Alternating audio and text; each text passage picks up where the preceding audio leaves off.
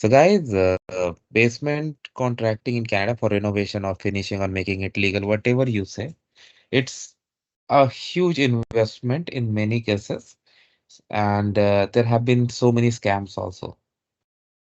So the very first thing, like again, this is just my experience, so that you don't get scammed. The very first thing you should do when you select your basement contractor is that you should not settle for like just pay all in cash and save tax. No, it may hit you very hard later. So you need to determine when you select your contractor, okay, don't go after just one person. Invite multiple quotes. When you invite multiple quotes, your intention shouldn't be something like uh cheapest. Don't go for like cheapest quote. No, that may not be true. And ask for the detailed quote. Like, let's say you have called two basement contractors to take a look at the project and get their quotes, and then go point by point and find out if there's any difference. If one of the contractors has missed something that someone else has caught, discuss these points with them, and then finalize your plan. Have some extra money with you, and first of all, find out if the organization you are going to hire or contractor or whatever is actually registered or not. A lot of people are working independently. I'm not saying that all of them are doing scams, but there are many who are doing scams. So it's very important we protect. Coming to their quality of work and all. So I'm not saying that all the Google feedback and other feedback you read about someone are fake. No, there are genuine too. But we know that feedbacks can be fake too, especially if someone has all five. Like somebody has 300 feedbacks, all five. That would sound something like suspicious to me, like because we all are humans, we all do mistakes, and something like we cannot have everyone happy, right? For example, if I have, let's say I'm a businessman and I have served 300 customers. So it's quite normal that at least one or two would have some complaints. Okay.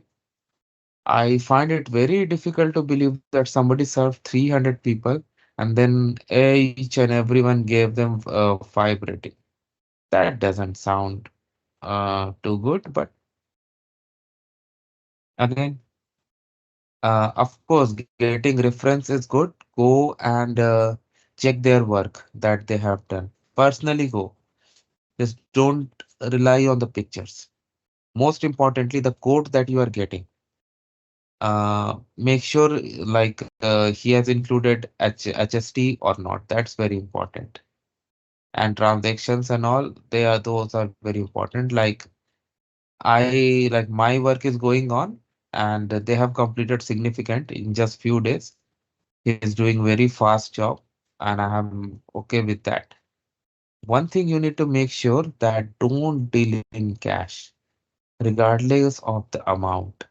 Even it's a very minor amount, don't go. Like he may ask you, okay, for this, can you pay me in cash? For this, can you do in my cash? Say absolutely no. E-transfer, like something registered. And it's very important to read the contract and any communication that you are doing with the contractor. It needs to be written because in case the matter goes legal, you should have proper documents to prove your point. Your word of mouth, someone else's word of mouth, or cash may not help you longer if the matter requires legal um, involvement. Then payment plan is very important. You need to understand. Avoid, I mean, it's up to you if you want to avoid contractors, those who ask most of the money or like huge amount of money in advance. No, it goes in stages. Like they're doing this 10%, after this stage 20%, something. So pay according to that and you have to be satisfied. Then when you get a permit from your city also specifies mandatory inspections, and those are across the construction stages. So make sure inspections are going for. You can track this online. You can also check with your contractor. And in the best case scenario, you can give your city a call as well and find out if everything is going as per the plan. That is why, like in my case, how I have done and how it's been going through, I hired a contractor first. She prepared the drawing, she got it passed by the city, permit issued, and now contractors are doing. And as of now, they have got like footing passed by the city. Next is gonna be the plumbing. Plumbing work is done, and next week, I think Tuesday, inspection has been booked. They will do, and then from there it will be. Okay. Now, the contract, some points you need to see is uh, like in my case, I have got it written on official email. It's not on Gmail or Yahoo Mail, official email that uh, my cost will not go up if I stick to the contract. That's very important, the contract that you sign, and you need to understand there shouldn't be any scope of hidden cost. Like it should clearly say that all materials included. You have all the rights to ask every question that you want. Let me tell you, for example, my basement is like being legalized, I mean constructed, whatever term you use. I can always ask, hey, in my washroom, what is the vanity are you using? What is the color of the bathtub, floor, tile, everything? Ask these questions upfront. You have the right to ask these questions. Ask questions about appliances, anything that comes in your mind. Locks, washer, dryer, all the questions you need to ask. And one thing is very important, guys, that you should not miss is when you like create a secondary unit in your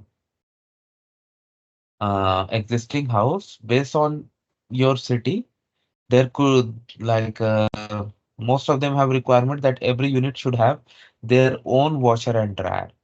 So that is something you should never miss. Always ready for surprises and sometimes some difficult situation too. Like in my case, I do have to encounter like what's happening is like the workers that are coming to work daily, many times they come here like and they don't remove the shoes, they go to the basement. So those things may happen.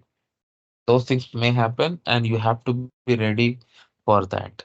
And always have some additional cash, but don't tell this to your basement guy that, hey, I have a window of 10,000 extra. Never do that. Stick to the plan, what they say. But be ready for surprises. For example, at one day it may happen that multiple things can go in parallel. For example, my external work, internal work are going in progress. Everything went smooth today. Workers left. All of a sudden, I got a call from my contractor that he's sending a truck full of materials for my basement, like drywall and other things. So, mm, so that is what is uh, that is what is going on. So always stick to that. Always stick to that, and that will really help you.